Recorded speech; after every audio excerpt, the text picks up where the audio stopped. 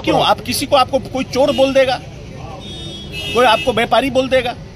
जिस समय प्रशांत किशोर की राजनीतिक जीवन में पैदाइश नहीं हुई थी, उस समय से हमारा परिवार और हम राजनीति कर रहे हैं। 2000 में प्रशांत किशोर कहाँ थे? आप कोर्ट में हमने केस फाइल किया, एडमिट हुआ है केस, फिर एक डेट पड़ेगा। हमको मानहानि और मुकदमा और FIR से डराने वाला यहाँ कोई अभी पैदा हुआ नहीं है। जिनका आप नाम ले रहे हैं, जितनी बार चाहे उतनी बार मानहानि कर दे।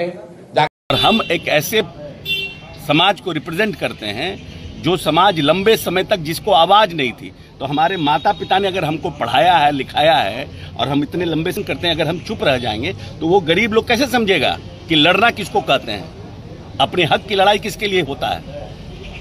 इसलिए हम तो पूरी तरह से लड़ेंगे।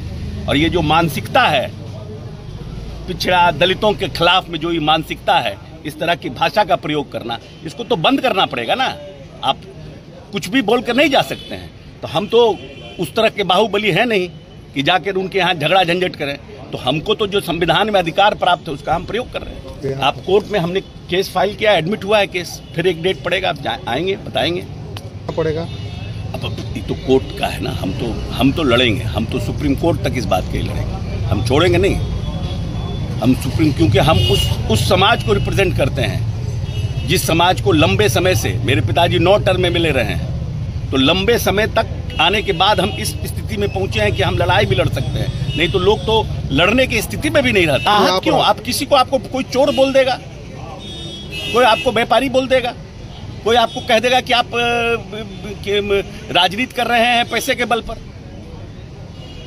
जिस समय प्रशांत किशोर की राजनीतिक जीवन में पैदाइश नहीं हुई थी, उस समय से हमारा परिवार और हम राजनीति कर रहे हैं। 2000 में प्रशांत किशोर कहाँ थे?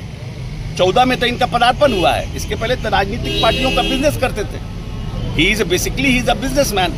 ही organized election campaign for political party after taking money. That is a known fact to all our country. So how can you blame somebody just for the heck of it, just because you want? हम कोई बालू mafia हैं, हम शराब का धंधा करते हैं, किसी सरकारी पद पर हैं, डंके की चोट पर 3 बरस से बिहार में अभियान चला रहे हैं और आपके सामने अभी आए हैं। देख लीजिए, एक हवलदार भी हमारे साथ नहीं है। जिस बिहार में मुखिया बनने के बाद लोग 4 को गनमैन लेकर घूमता है सुरक्षा के नाम पर, उसी बिहार में 3 बरस से पैदल चल रहे हैं और आज तक एक सिपाही भी नहीं लिया हमने और हमको एक कुत्ता भी नहीं काटा है। हम किसी से डरने वाले हैं? गांधी मैदान से इसी सरकार ने हमको गिरफ्तार करने के लिए रात के अंधेरे में उठा लिया। 20 थाने के लोग मिलकर हमको अरेस्ट करने गए, कोर्ट में लेकर गया। क्या हुआ? उसी दिन डर के मारे छोड़ भी दिया। जब हमने गलती नहीं की है, कोई बिहार में खड़ा होकर नहीं कह सकता है कि प्रशांत किशोर ने 1 रुपया भी किसी से लिया हो। कोई नहीं कह सकता है कि हमने कुछ गलत किया हो। कोई नहीं कह सकता है कि हम जाकर किसी को गाली गलौज कर रहे हैं। हम सही बात आप बता रहे हैं। हमने BPSC के बारे में कहा कि BPSC से नौकरी बेची जा रही है। कहा वो लोग भी मानहानि का मुकदमा कर देंगे। नोटिस भेजा, कर दो मानहानि का। कर हिम्मत हुआ करने का? कौन नहीं जानता है कि यहाँ सरकारी नौकरी बिकती है? ये कहने पर मानहानि का मुकदमा होने लगे तो जितने पत्रकार आप लोग हैं सब पर मानहानि का मुकदमा हो जाएगा। एक मिनट सर, एक पीछे बोला। आप इस बात पे कायम है कि अशोक चौधरी की बेटी को पैसे देकर के टिकट मिला? ये भैया पूरे बिहार में सरेआम चर्चा है। ये प्रशांत किशोर को कहने की जरूरत नहीं है।